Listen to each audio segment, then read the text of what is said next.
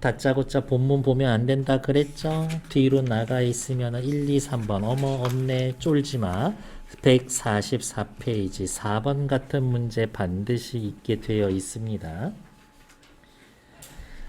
연암 박지원의 소설 작품은 새로운 사회, 새로운 인간의 모형 정립이라는 점에서 조명해 볼 때, 박지원 선생은 새로운 사회, 새로운 인간의 모형을 정립하고 싶어 했구나. 그런 측면에서 봤었을 때 이 소설의 주인공 광문은 비록 사회의 하층민이지만 거지야. 진실하고 순박한 의인이야. 동시대 사대부의 비생산적 사고와 불합리한 사회 현실을 끈질기게 응시해온 작가는 양반 사회의 내부를 조명해서 사대부의 허구성을 폭로했고 학대받는 사람들의 인간성을 사실적으로 드러내서 사회를 비꿨다. 권력과 재물은 없지만 인정 많고 신용을 갖추었소. 인간을 인격체로 존중할 줄 아는 광문과 같은 인간형. 광문이가 주인공인데 왜? 요거. 양심을 속이고 권모술수로 연명해가던 세속적인 사대부와 교체되어야 할 대안적 인물로 설정하는 거다. 이에 광문자전은 천인, 인간성에 나타난 인을 부각하여 결국엔 광문이 이거라기보다는 사대부 비판 쪽에 조금 더 무게를 두는 게 어떤가 이거죠. 앞으로 돌아와서 본문 보러 갈게요. 조금만 참아. 우리 요거 하고 한 10분 쉬었다가 독서지문 하나 하면은 오늘 끝나 있어. 물론 시간 애매하면은 고전소설 하나 푸시게 할 거긴 해요. 이렇게 제가 여러분들 풀어보세요 라는 것 정도는 그냥 내가 읽다가 보면은 이건 설명 안 해도 될 것 같은데 걔네들은 풀어보라고 하는 거니까 우리 그 정도 믿음은 있잖아요 서로 사이에. 광문이라는 자는 거지였었다. 천인. 4번에 나온 말 그냥 써보는 거예요. 고전 소설의 주인공은 대부분 어떤 형태지? 잘생기고 재주 많은 애들, 재주 많은 녀석, 제자, 아름다운 녀석, 가인, 형의 인물과 다른 새로운 인물, 주인공 자체가 그지인데 완전 새로운 거지. 일찍이 종로에 저작거리를 빌어먹고 다녔는데 확실히 거지죠.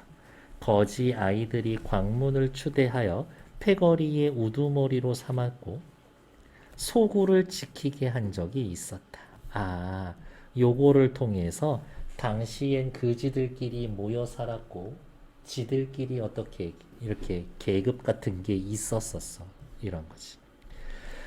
우두머리가 되어서 직접 가서 빌어먹는 게 아니라 너는 여기 우리의 본거지 지키고 있어 라고 해놨는데 누가 애가 하나 죽거든. 근데 광문이가 의심을 받는 거지.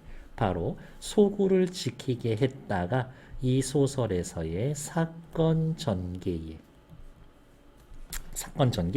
다른 말 쓸게요. 사건의 발단이 됩니다. 하루는 날이 몹시 차고 눈이 내리는데 다른 거지 아이들이 다 같이 빌러나가고 그중 한 아이만이 병에 들어 따라 나가지 못했다. 조금 뒤 그 아이가 추위에 떨며 숨을 몰아쉬는데 그 소리가 몹시 처량했었다. 또 알 수 있는 당대 사실 뭐예요? 춥고 굶어 죽는 사람들이 많았다지. 광문이 너무 불쌍해서 몸소 나가서 밥을 빌어 왔는데 병든 아이를 먹이려고 보니 아이는 이미 죽어 있었다. 이제 사건이 터지게 되고 요 죽어 있었던 것 때문에 광문이가 곤란해질 겁니다. 거지 아이들이 돌아와서 광문이 그 애를 죽였다고 의심하여 다 같이 광문을 두들겨 쫓아내니 은근슬쩍 지나가지만 여기도 갈등 구조가 있는 거죠. 광문이 밤에 엉금엉금 기어서 마을의 어느 집으로 들어갔다가 그 집개를 놀라게 했었다. 왜? 쫓겨나서 어디 잘 때 찾으러 갔나? 집 주인이 광문을 잡아다 꽁꽁 묶으니 광문이 외치며 하는 말이 나는 나를 죽이려는 사람을 피해온 것이지 도덕질을 하러 온 것이 아닙니다. 영감님이 믿지 못하신다면 내일 아침에 저자에 나가서 알아보십시오 라고 하면서 저 도둑놈 아니에요 라면서 자신의 결백을 주장하고 있다. 그랬는데 하는 말이 몹시 순박해 거짓이 아닌 것 같아. 순박해 요 정도면 직접제시죠. 쓰고 있죠 여러분들. 쓸 말 너무 없기는 하지만 인물에 대한 직접 제시죠. 내심 광문이 도적이 아닌 걸 알고 새벽에 풀어주었다. 잘 봐야 돼. 이 집주인은 어떻게 따지면 광문의 인품을 제대로 파악하고 있는 사람인 거야. 광문이 고맙단 인사를 하고 떨어진 거적대기 있으면 좀 하나 주실래요? 라고 해서 달라고 얻어서 떠났다. 저거 도둑놈도 아니고 남의 집에 왔는데 거적대기 얻어다가 뭐 하려는 거지? 너무 궁금해서 뒤를 밟아 멀찍이 봤더니 거지 아이들이 시체 하나를 끌고 수표교 밑에 와서 시체를 다리 밑으로 던져버리는데 와 아무리 그래도 같이 살던 애들인데 매정한 자식들. 광문이는 다리 속으로 숨어 들어가 있다가 떨어진 거적으로 그 시체를 싸서 가만히 짊어지고 가서 서쪽 교회의 공동묘지에다가 묻어주고 혼자서 울다가 중얼거리다가 기도도 해주고 이렇게 오는 거지. 죽은 아이의 무엇을 죄를 지내주는 거지. 바로 이런 게 의로운 사람, 의인으로서의 태도지. 광문인 좀 의로워. 나쁘지 않아. 이렇게 의롭다라는 걸 행동을 통해서 보여주니까 요거는 간접제시죠. 이에 집주인이 광문을 붙들고 너 뭐 하는 거야? 그제서야 그 전에 한 일과 어제 그렇게 된 상황을 낱낱이 고했다. 집주인은 내심 광문을 의롭게 여겨서 집에 데리고 와서 의복을 주고 후하게 대우해줬다. 그리고 광문을 약국을 운영하는 어느 부자에게 추천해서 고용인으로 삼게 했었다. 인물을 높이 평가하고 물질적인 도움을 제공해주고 있죠.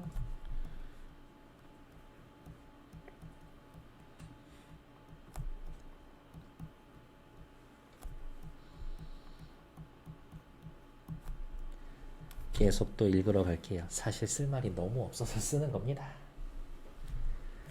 모의고사 수능 볼 때 고전 소설이든 뭐든 상관해서 막 문제 풀면서 쓰지 않을 거잖아요.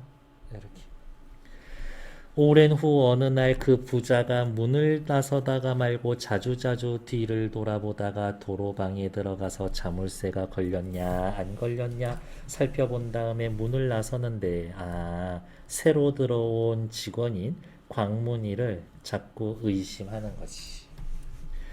마음이 몹시 미심쩍은 눈치였다. 얼마 후 돌아와 깜짝 놀라며 광문이 너 내 방에 들어간 적 있어 없어? 물어보려다가 아니다 하면서 그만두었다. 광문은 실로 무슨 영문인지 몰라 날마다 아무 말도 못하고 지냈으며 뭔가 눈치가 있지. 저 사람한테 무슨 일이 생겼는데 나를 의심하는구나 라는 눈치는 있지. 근데 또 막상 그만두겠다고 말할 수는 없어. 왜? 자기 추천해준 사람이 있으니까. 그것도 함부로 그만두면 안 되지. 그 후 며칠이 지나 부자의 처조카가 돈을 가지고 와서 부자에게 돌려주며 얼마 전 제가 아저씨께 돈을 빌리러 왔다가 마침 아저씨가 계시지 않아서 아이고 이놈의 새끼 제가 제멋대로 방에 들어갔던데 아마도 아저씨 모르셨을 겁니다. 돈 빌리러 왔는데 아저씨 안 계셔가지고 그냥 제가 금고 열고 가져왔습니다. 그리고 다시 돈 갚으러 왔어요. 부자가 하고 싶었던 말이 그거지. 광문이 혹시 내 금고에 손댔어? 물어보는 것들. 근데 이 부자는 광문이에게 대놓고 말을 하고 물어봤어? 안 물어봤어? 안 물어봤어. 부자 성격도 어때? 굉장히 신중한 성격이야. 이에 부자는 일단 지금까지 확인된 거 신중한 성격이고 너무나 부끄러워서 광문이에게 나는 소인이다. 장자의 마음에 상처를 주었으니 앞으로 나는 너를 볼 낯이 없다.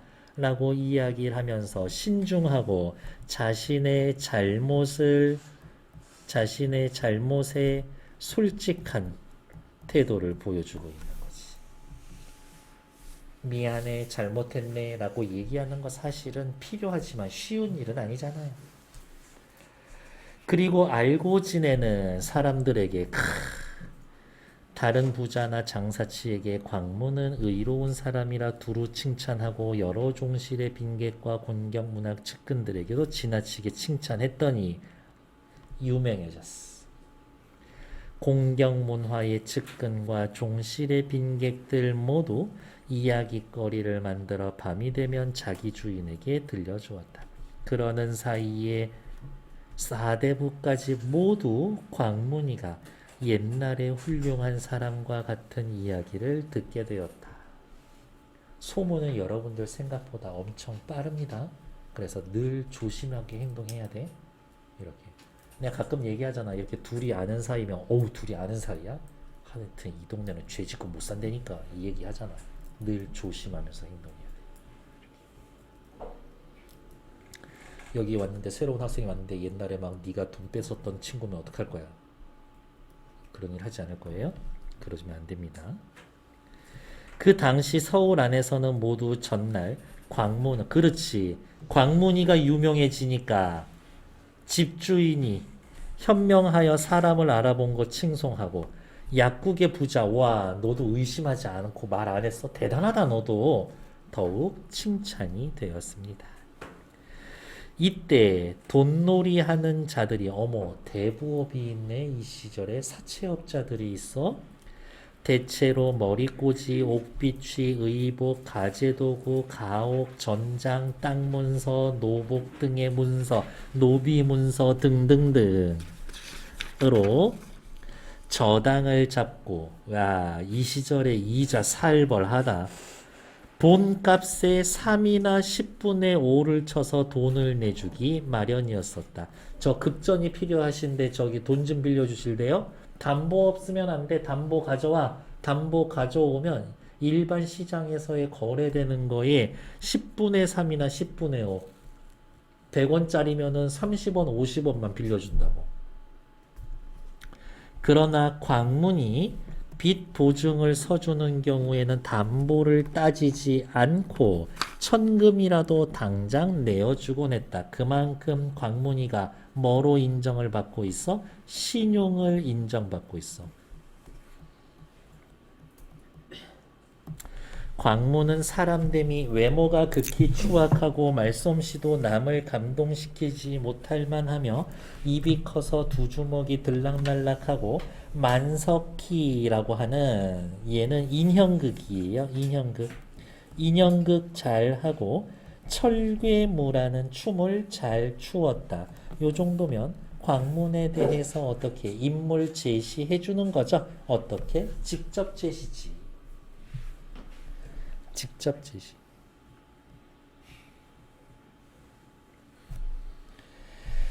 우리나라 사람들이 서로 욕을 할 때면 야 니네 형 광문이지 이게 욕이야. 달모는 광문의 또 다른 이름이다. 광문이가 길을 가다 싸우는 사람을 만나면 그도 역시 옷을 훌렁 벗고 싸움판에 끼어들어서 뭐라고 시부렁대면서 땅에다가 금을 긋고 누가 맞고 누가 틀리다 라는 걸 판정하는 듯 신용을 하니 온 저자 사람들이 얘네들이 싸우고 있는데 중간에 광문이가 와서 바보짓 하면서 웃기니까 얘네들이 웃으면서 그냥 화해해버려. 웃음이 터져 어느새 싸움을 풀고 가버렸다. 광문은 나이가 넘어서도 머리를 닦고 다녔다. 댕기머리. 총각이란 얘기지. 결혼 안 했단 얘기죠. 결혼하면 상투를 이렇게 들어 올리지. 어디가 있어? 남들이 장가가라 라고 권하면 와 잘생긴 건 누구나 좋아해. 사내만 그런 게 아니라 여자도 잘생긴 남자 좋아해. 나는 원래 못생겨서 욕먹 꾸밀 생각하지 않아. 야, 나같이 못생긴 사람한테 누가 시집 오겠어? 여자들도 좋은 거, 뭐야, 잘생긴 거 좋아하는데. 대단하죠. 이 시절에 이미 남자나 여자나 똑같아야. 남녀 평등 사상이 있어. 그리고 나같이 못생긴 얼굴이랑 결혼하려는 여자 생각해보면은, 아, 그 여자한테 너무 미안해. 역지사지 하고 있어. 남들이 야 그러면 너 집이라도 좀 하나 사서 집 짓고 살아. 나는 부모도 형제도 처자도 없는데 집을 가져서 무엇 하겠는가? 완전 자유로운 영혼이죠. 집으로 대표되는 뭐 재산에 혹은 재산을 쌓는 것, 재산 축적에 관심이 없어. 더구나 나는 아침이면 소리 높여 노래 부르며 저자에 갔다. 저물면 부귀한 집 문간에서 자는 게 보통인데 서울 집안의 호수가 자만 8만 호다. 맨날 자리를 바꾼다라고 해도 내 평생 다 못 자게 된다. 자유분방한 성격. 서울 안의 명기, 유명한 기녀들이 아무리 곱고 아름다워도 성문, 광문이가 성원해주지 않으면 그 값이 한 푼어치도 못 나갔다. 광문이가 그치 그 기녀 괜찮지. 인정해줘야지 사람들한테 인정이 받는다고. 예전에 궁중에 우림아, 각전의 별감, 부마도위 등의 청지기들이 옷소매를 늘어뜨리고 운시민의 집을 찾아간 적이 있는데 운시민은 이 당시의 최고 기녀야. 소설 속에선. 운시민은 유명한 기생이었다. 대청에서 술자리 버리고 검은 곳 하면서 운심이에게 춤춰봐라 라고 해도 일부러 늦장을 부리며 선뜻 추지 않았다. 왜? 내가 아무리 기녀지만 내가 하고 싶은 것만 하겠어. 굉장히 주체적인 여자야. 광문이 밤에 그 집에 가서 대청 아래에서 어슬렁거리다가 그 자리에 들어가 상좌에 앉아 있었다. 이런 느낌? 긴 테이블이 있고 사람들이 이렇게 앉아 있는데 상좌 요 자리가 잠깐 비었나 봐. 광문이가 슬금슬금 하더니 이 자리에 와서 그냥 앉아버려. 행동에는 조금의 거림낌도 없고 의기양양하여 눈가는 짓무르고 눈곱이 끼었고 취한 척 구역질 해대고 헝클어진 머리로 북상투를 든 채였었다. 온 좌상이 실색해서 뭐야 이 거지새끼 빨리 나가! 라고 했는데 더욱 앞으로 나가 무릎을 치며 곡조에 맞춰 노프랑나지라 콧노래를 부르자 운심이 일어나 옷을 바꿔 입고 광문을 위해 칼춤을 한바탕 춰다. 높으신 분들이 춤춰봐 라고 해도 춤 안 추던 운심이 광문이를 보고 춤을 추고 있는 거지. 뭔가 둘이서 통하는 게 있었나 보자. 뭐가 있었을까? 어디가 있을까? 여기. 광문이 여기에 와서 어떤 차림으로 이렇게 꼬질꼬질한 차림으로 가식 없는 광문의 행동이 일종의 공감을 하는 거지. 그리하여 좌상이 모두 즐겁게 놀았고 광문과 벗을 맺고 헤어졌습니다. 라는 겁니다. 결국엔 광문은 어째저째 하다 다양한 계층과 교우 관계를 맺어갑니다. 뭐 그런 얘기 하고 싶었었던 거지. 1, 2, 3, 4번 역시 5분만 들여볼 거예요. 5분 걸리지 않습니다. 시작! 서술상의 특징. 주인공 광문과 관련된 일화들을 거지와 있었던 일, 약국에서 있었던 거, 운심이하고 있었던 일, 사파의 형식으로 나열한다. 정답 1번. 서술자 바뀐다라는 말은 시점 바뀐다라는 건데 그런 거 아니죠. 외부 사건 속에 내부 사건이 복잡하게 되는 액자식 구성 아니지. 그냥 에피소드 나열하는 형식이지. 서술자가 작품에 직접 개입해서 편집적 논평 어디에 딱히 없어. 인물이 처한 공간의 경치가 변화한다고? 그럴 리가. 인물 간의 갈등에서 경치가 변하면서 갈등이 해서 그럴 리가. 정답은 1번. 기역에서부터 미음까지 차례대로 쓰면 기역은 거지 아이들이고 니은은 죽은 한 아이고 디귿은 처음에 들어갔었던 집주인 다음에 리을은 어느 부자 광문이 취직시켜줬었던 아저씨 다음에 처조카 이놈이 돈 몰래 훔쳐가가지고 광문이가 의심받았었던 상황. 정답은 3번.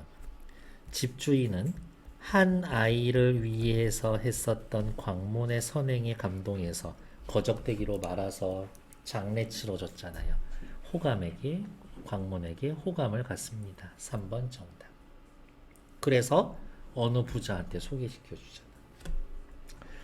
당대 사회를 추리한 내용 결국에 이 3번 문제는 뭐냐면 7차 교육과정 이후로 엄청 옛날 얘기다. 문학은 당시의 사회문화적 배경, 문학은 당시 쓰여질 사회문화적 배경을 반영합니다. 문학 속 작품에 나타난 그 시대의 모습을 읽을 수 있나요? 이거지. 도시에서 빈민들, 거지들이 패를 이루고 특정 장소에 모여 살면서 양식 구걸하러 다녔다. 괜찮지. 귀중품이나 자산을 증명하는 문서를 받아 돈을 빌려주고 이득 취하는 사람. 그렇지. 30% 50%밖에 안 줬었으니까. 이웃 사이에 갈등이 문제가 발생하면 무리의 연장자가 내린 판정에 따라 문제 해결. 나이 많은 사람이 와서 해결해 주면 그 해결책 다 따라서 해? 그런 장면 없는데 정답 3번. 남자의 머리 모양으로 결혼 여부를 파악할 수가 있었고 댕기머리냐 상투냐 개인이 집을 재산으로 소유할 수 있었다. 나쁘지 않지. 왜? 광문이한테 얘기하잖아요. 광문이 뭐라 그랬더라? 남들이 집을 가지라고 권하면 기녀들이 빼어난 외모나 예능적 재주를 바탕으로 여러 남성들로부터 인기를 얻으며 활약했었다. 나쁘지 않지. 꼭 이 기녀가 그런 기녀가 아니라 지금으로 따지면 약간 좀 연예인 쪽에 가까운 그런 느낌인가요? 다음 페이지. 4번에 윗글의 내용으로 적절하지 않은 거 틀린 거 찾으면 몇 번이에요? 5번. 어렵지 않게 찾을 수 있었을 겁니다. 읽기만 하면 돼. 그러면 우리는 어디 틀렸는지 확인하러 갈게요. 추한 겉모습만 보고 자신을 무시하는 사람들에게도 의기양양하게 행동하는 광분. 당당해. 거리낌이 없어. 내가 가진 게 없지 가오가 없어? 그런 걸로 부끄러워하지 않아. 사대부의 요청에도 춤추지 않던 운심을 춤추게 한 것은 가식 없는 모습이 운심이로 하여금 공감을 사서 그런 거죠. 권모술수에 능한 사대부들에 의해 이용당하며 학대받는 하층민 운심이가 이용당하며 학대받는 하층민의 모습을 보여줘? 그럴 리가. 사대부들이 요청해도 지가 춤추기 싫으면 안 추는 앤데. 그래서 틀린 건 5번. 일단 정치. 우리 10분만 쉬었다.